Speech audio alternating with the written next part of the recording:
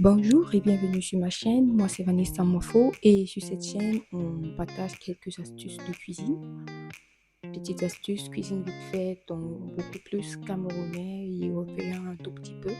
Et voilà, si c'est un sujet qui t'intéresse, reste parmi nous. Donc aujourd'hui on va faire un dessert aux fruits, un gâteau aux fruits, dessert aux fruits. Voilà, à tout de suite pour les ingrédients. Donc voilà les amis, pour cette recette on a besoin de fruits. Vous prenez essentiellement les fruits que vous aimez, ce que vous tolérez. Voilà, moi j'ai pris des fraises, des mûres et des framboises. Il m'arrive souvent de mettre des, comment ça s'appelle, des baies aussi, mais voilà, je n'en avais pas, donc je fais avec ce que j'avais. Vous mettez vraiment ce qui vous plaît, hein, donc voilà. Là, on va mettre le beurre dans le moule. On va essayer de un peu de badigeonner le fond de notre moule avec du beurre, comme je fais là. Voilà. Vous essayez de faire passer le beurre partout, tout au fond. Et tout en laissant quelques morceaux de beurre quand même pour les fruits. Et maintenant, on va mettre tous nos fruits. Bon là je divisais les fruits, les fraises parce qu'elles étaient un peu grosses, mais vous pouvez laisser entier si vous aimez. De toute façon pendant la cuisson elles vont diminuer, donc voilà, j'ai voulu travailler un peu plus. Donc je divisais mes fraises, mangeant un peu aussi. Voilà.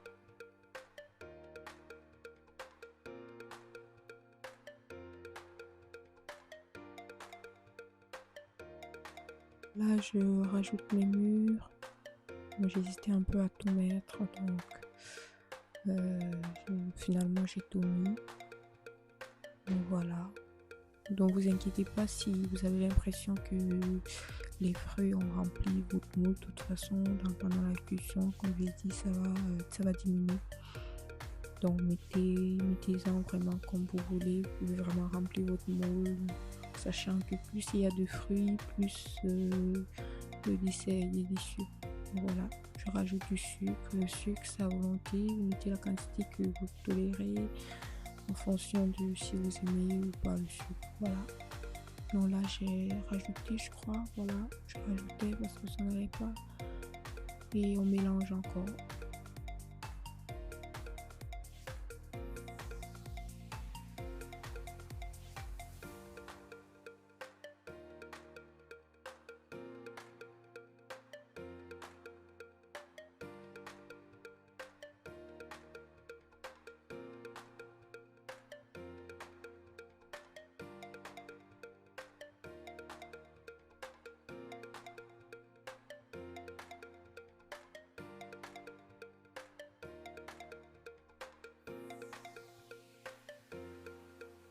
Donc à cette étape, on va rajouter un peu de farine parce que pendant la cuisson, nos fruits vont sécréter du jus, donc il y aura du jus qui va sortir de nos fruits, donc il faudrait pouvoir équilibrer pour pas qu'on ait trop d'eau. Voilà, en fait la farine qui est là va un peu absorber, si on veut, le jus qui va sortir des fruits pendant la cuisson. Voilà, là je rajoute, donc là pour cette quantité j'ai mis 3 cuillères à soupe de farine.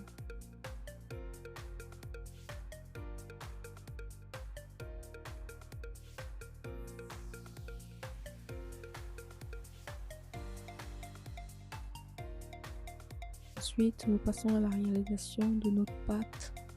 On a besoin des œufs. Bon là, moi j'en ai utilisé 4. On a besoin de farine, de beurre, de sucre, pour ceux qui en consomment. Mais cette recette sans sucre, voilà, je l'ai jamais testé. Mais vraiment mettre le sucre avec modération, pas beaucoup de sucre, vraiment juste milieu. Bon là, je rajoutais la farine. Pour cette quantité, pour 4 œufs, j'ai utilisé, disons, 400 g de farine, à peu près. Voilà.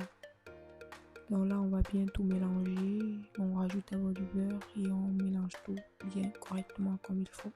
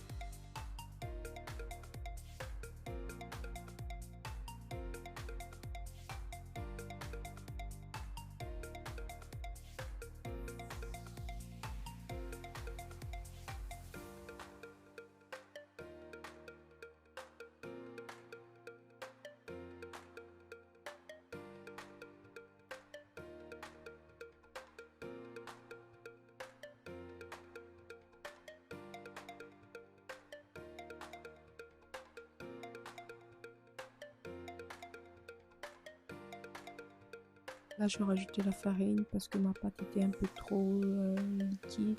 Donc, le but, c'est vraiment d'avoir une pâte pas très coulante. Donc, il faut vraiment que ce soit juste au milieu. Voilà, parce que comme j'ai dit, on aura de l'eau qui va sortir des fruits. Donc, là, je vais rajouter le zeste d'orange. Voilà.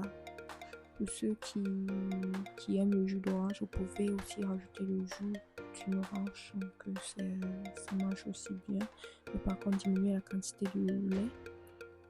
Voilà, donc je récupère mon zeste et je mélange le tout.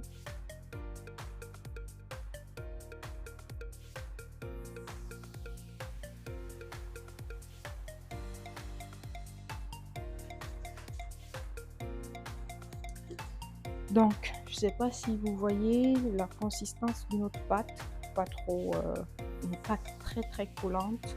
Il faut vraiment pouvoir équilibrer entre la pâte et le jus qui va ressortir de nos fruits.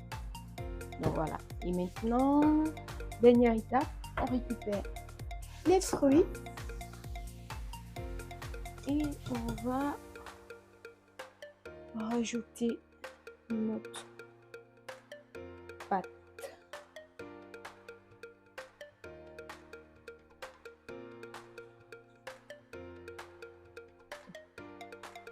Maintenant, on va essayer de mélanger encore. Hop.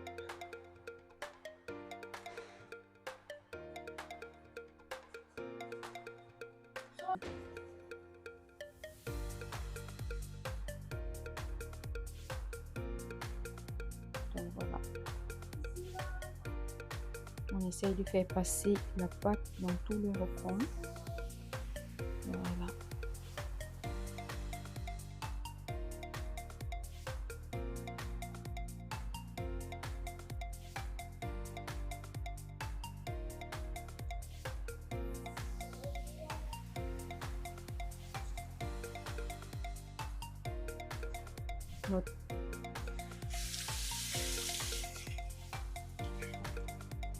Une chose que j'ai oublié de préciser, pendant que vous êtes en train de faire votre pâte, il faut déjà préchauffer votre four à 190 degrés. Et donc là, c'est la dernière étape, on nettoie un tout petit peu ce qui a dépassé. Et voilà, on va enfourner ça à 190 degrés pendant 40 minutes. Et voilà le résultat, les amis. Vous voyez que c'est une recette très simple qui ne nécessite pas beaucoup d'ingrédients et voilà, qui prend pas beaucoup de temps non plus. Donc voilà le résultat et je peux vous assurer que c'était délicieux. Donc essayez-vous de faire ça, vous mettez vraiment les fruits que vous aimez et voilà. Je vous laisse essayer et me donner vos avis. À bientôt pour une nouvelle vidéo. J'espère que la recette vous a plu.